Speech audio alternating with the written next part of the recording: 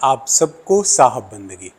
मैं उमेश कबीर, कबीर चौरा मठ मूलगादी से एक बार फिर आप सबके साथ रूबरू हो रहा हूँ, एक अलग सी श्रृंखला लेकर के।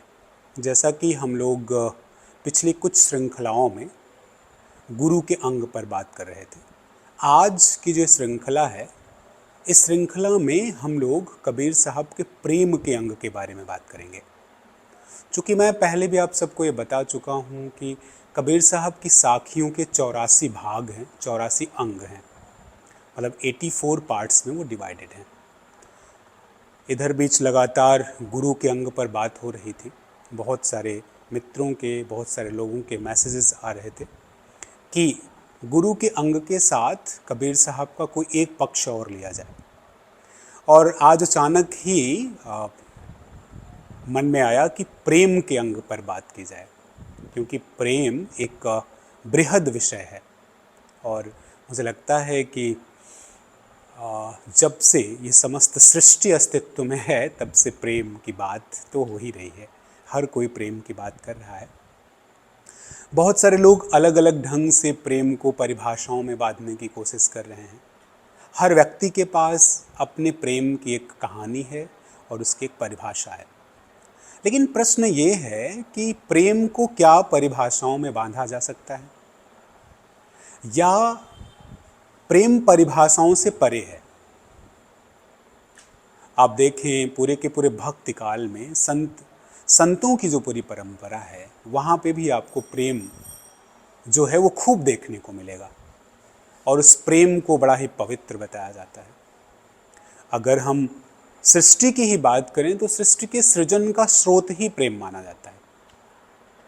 तो हम ये देखेंगे कि आखिर कबीर साहब इस प्रेम के बारे में क्या कहते हैं, उनकी क्या राय है, वो प्रेम को कैसे समझते हैं, हम इस पक्ष पर बात करेंगे।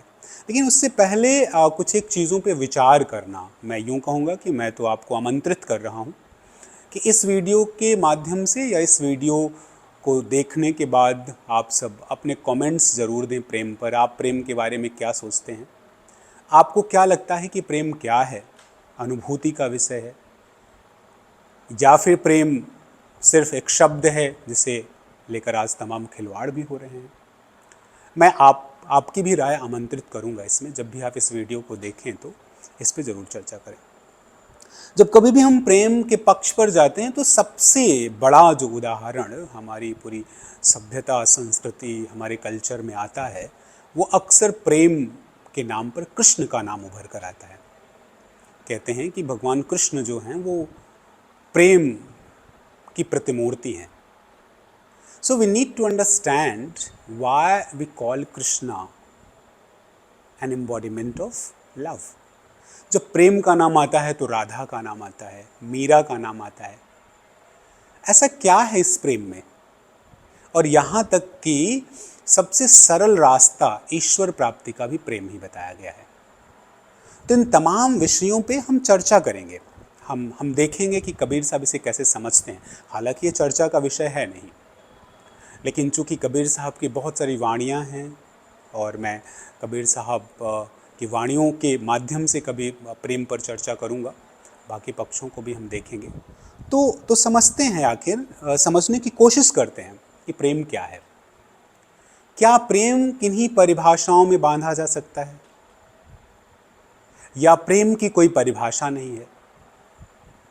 क्या किसी स्त्री और पुरुष का नजदीक आना प्रेम है? किसी भी व्यक्ति का पति और पत्नी के रूप में बंधे होना क्या प्रेम है?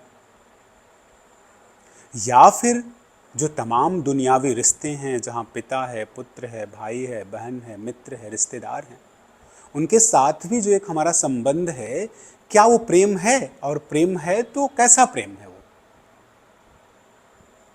अब देखिए, आज की जो जनरेशन है, जो यंगर जनरेशन है, वो अक्सर कहा करते हैं कि we fallen in love with somebody.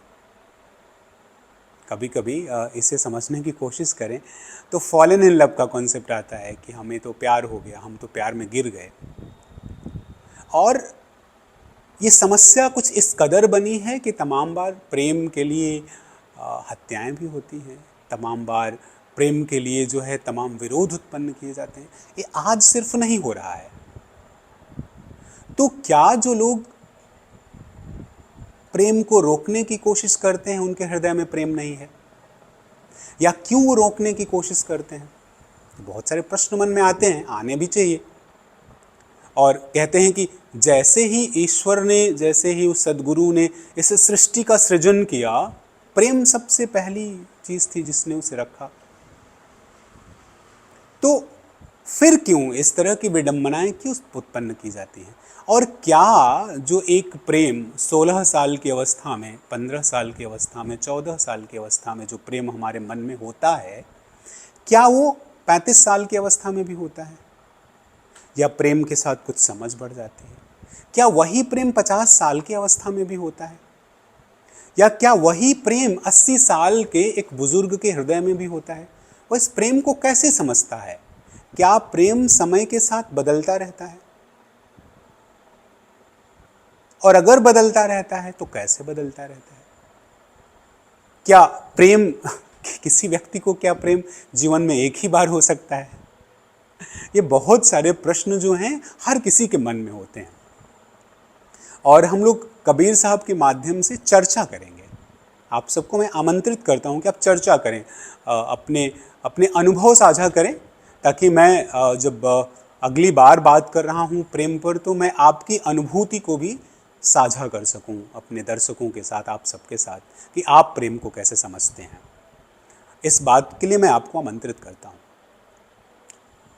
मेरा अपना जो मंतव्य है, मुझे लगता है मैं अगर प्रेम को बांधने चलूं तो मैं प्रेम को परिभाषाओं में नहीं बांध सकता, क्योंकि ये अनुभूति का विषय है।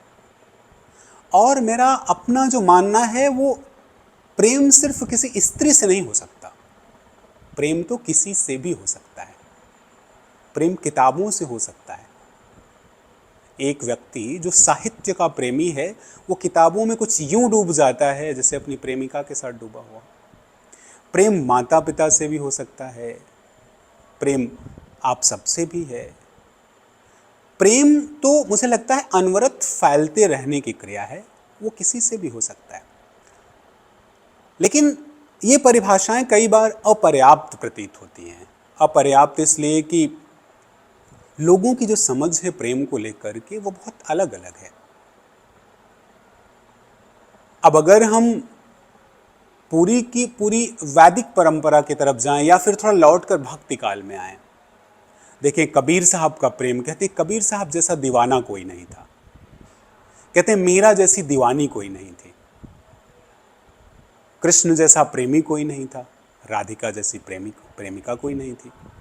तो जब हम प्रेमी और प्रेमिकाओं की बात करते हैं, तो वहां अपने प्रेमी के लिए जो दीवानगी है, वो जब स्वार्थ से हटकर समर्पण में बदल जाती है, जहां कुछ न पाने की चाह, सिर्फ अपने आप को खो देने की चाह हो, मुझे लगता है वो सच्चे अर्थों में प्रेम है।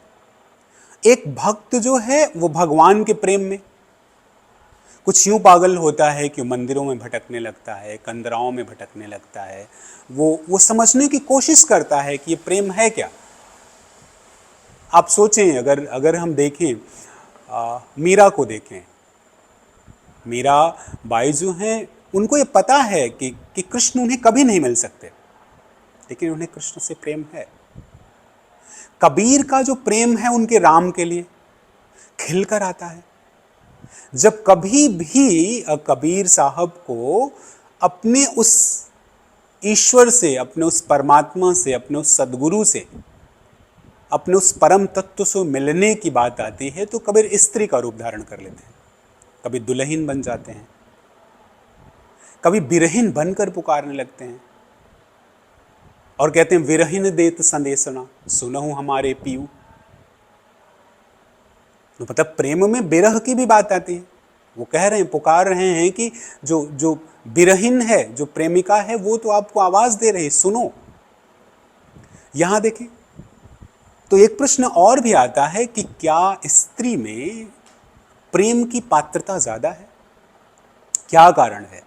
कि आध्यात्म में भी जब हम गहरे, बहुत गहरे उतरते जाते हैं तो हमारे अंदर स्त्रीत्व के गुण आते जाते हैं।